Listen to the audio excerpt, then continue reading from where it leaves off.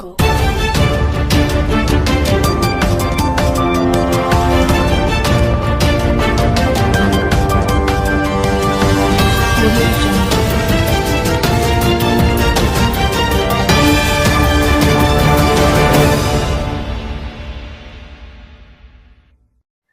నమస్తే prime 3 news channel కి స్వాగతం.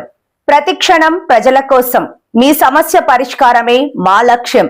మీ సమస్యలను 7382273833 వాట్సాప్ చేయండి చాలు. మా వార్తలు మీకు నచ్చినట్లయితే లైక్ చేయండి, షేర్ చేయండి, సబ్స్క్రైబ్ చేయడం మాత్రం మర్చిపోకండి.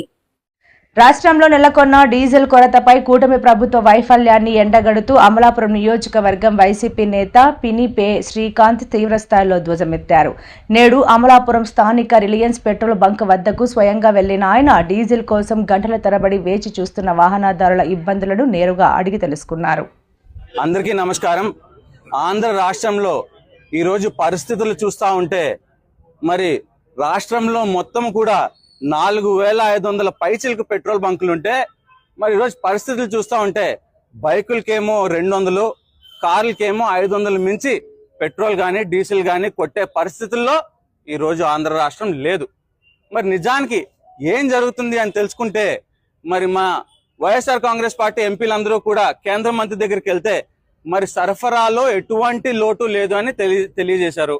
అలాగే ఒక్క ఇండెంట్ కూడా పెండింగ్ లేకుండా మొత్తం అంతా సరఫరా జరిగింది. మరి అక్కడ సరఫరా జరిగేటప్పుడు ఇక్కడ కొరత ఎందుకు వచ్చింది? మరి చూసుకుంటా ఉంటే మరి ఏదైతే 4 రాష్ట్రాల్లో ఎలక్షన్ జరిగిందో సమాచారం ఏంటంటే ఈ ఎలక్షన్ తర్వాత 20 నుంచి 30 రూపాయలు డీజిల్ పెట్రోల్ మీదుగా పెరుగుతుంది అన్న సమాచారం ఏదో ఉంది. దాన్ని బట్టి ఏదైతే దాన్ని దోచుకోవాలని ఆ ఒక అవకాశాన్ని దోచుకునేందుకు ఈ కూటమి ప్రభుత్వం పన్నాగాలు పండింది. ఇలాగ ఒక కృత్రిమ కొరత సృష్టించి ప్రజల్ని ఇబ్బంది పెట్టి తద్వారా పెట్రోల్ డీలర్లందరి దగ్గర నుంచి కమిషన్లు తీసుకోవాలని కూటమి ప్రభుత్వం ఈ రకంగా సామాన్య ప్రజల్ని ఇబ్బంది పెడతా ఉంది. ఈ రోజు పెట్రోల్ బంకులు చూస్తూ ఉంటే ప్రతి పెట్రోల్ బంకు దగ్గర కూడా వందలాది మంది మరి ఇబ్బందులు పడతా ఉన్నారు.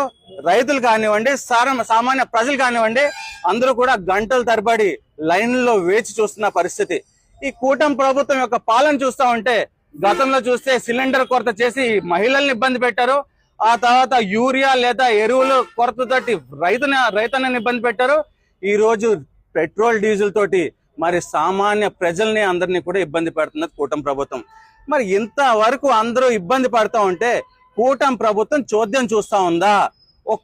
ఒక్క రివ్యూ మీటింగ్ కూడా పెట్టకుండా లేదా ఒక్క మంత్రి అయినా కూడా దీనిపైన స్పందించకుండా మరి చోద్యం చూస్తుందా అని మేము ప్రశ్నిస్తా ఉన్నాము.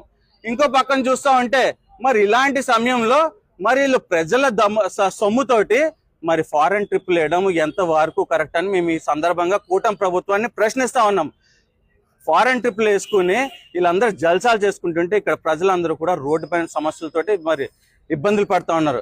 మేము కూటమి ప్రభుత్వాన్ని ఒకటే చెప్తా ఉన్నాము, తక్షణమే దీనిపైన స్పందించి ఎటువంటి కొరత లేకుండా చేసి ప్రజలందరికీ కూడా ఎంత పెట్రోల్ ఎంత డీజిల్ కావాలంటే అదంతా కూడా అందుబాటులోకి తీసుకురావాలని మేము ఈ సందర్భంగా డిమాండ్ చేస్తా ఉన్నాం. లేని పక్షాన మేమందరమీ కూడా ప్రజల తరపున పోరాడి మరి మా అందరమీ కూడా మా గలం విప్పుతాము, కూటమి ప్రభుత్వం యొక్క మెడల్ వంచుతామని సందర్భంగా తెలియజేసుకుంటున్నాం.